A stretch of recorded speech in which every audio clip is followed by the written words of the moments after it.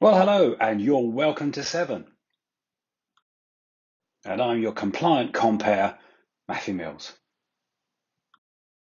And in the latest of the Seven lecture series, we're going to be looking at the consumer coaptation, or how will we know a positive outcome even if we saw one? Now, you should never start with an apology, but I'm going to because I've been a little bit sneaky here.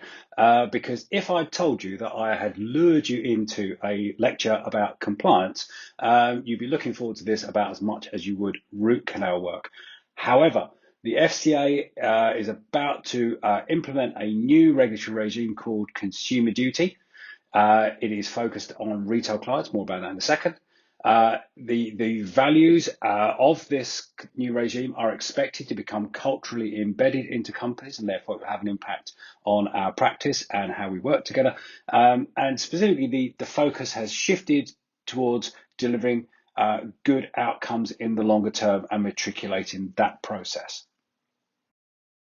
And joining us again in this lecture are our exemplars, Jeff and Jane Doe, who are here to introduce a little bit of levity into a very dry subject, but also just to help us illustrate some of the more abstract terms. Now, previous viewers of these lectures will know that both Jane and Jeff work as accountants. Actually, they work in the same firm, and it actually looks as if love may be blossoming between the two of them.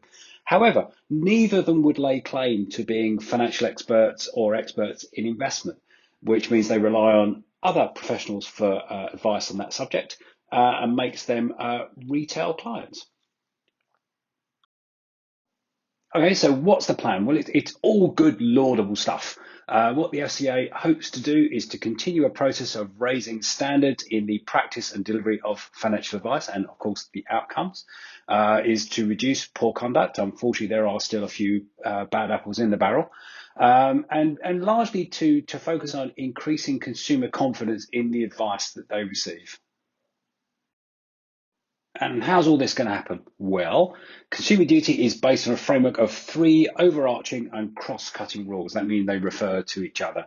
And these basically state that any advice firm delivering financial advice is obliged to act in good faith towards retail customers, avoid foreseeable harm for those individuals, and enable and support retail customers to pursue their financial objectives.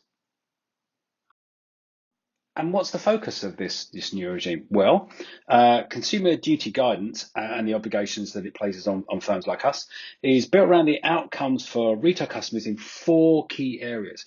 And the FCA views focus on these areas as defining the relationship with the client and the proposed guidance. So you've got products and services, making sure that these are entirely clear and that they meet the objectives of the client. That there is a clear distinction between price and value.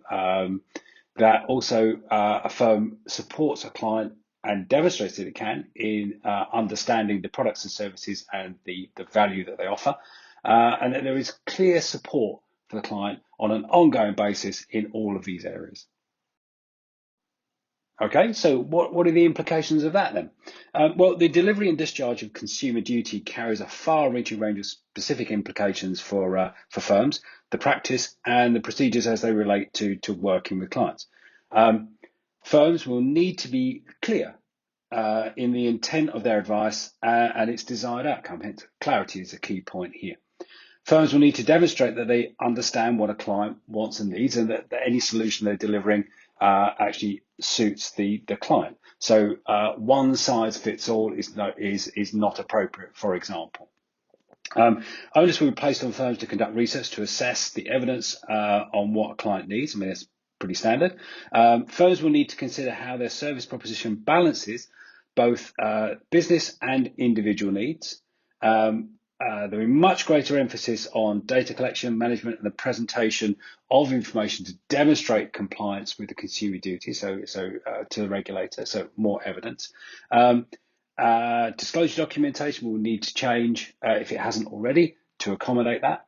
And specifically also any advice will need to accommodate specific groups, and particularly there's another regime which we have which is supporting vulnerable clients, and there's a real emphasis on ensuring that we can accommodate those individuals in our practice as well. And there you go. A whistle-stop tour through Consumer Duty. Not only compelling and rich, but highly commendable. I think you'll have to agree. But the question that must be bubbling up in you at this point is, so what is our approach at Seven? But to prevent your synapses from completely unraveling with more compliance, we're going to take a little bit of a break and we'll be back presently with part two, to be continued. And of course, I know it's going to be difficult to contain your excitement at the idea of more compliance in part two. But in the meantime, what have we learned? Well, the FCA has a new consumer duty regime, and this aims to raise standards and increase consumer confidence in the advice they receive. This hangs on acting in good faith towards clients, avoiding foreseeable harm, and enabling the pursuit of financial objectives.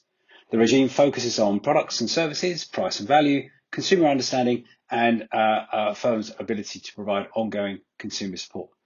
Discharging this duty has far-reaching implications for a practice and how they work with their clients, and we'll deal with how we're going to approach that more in part two.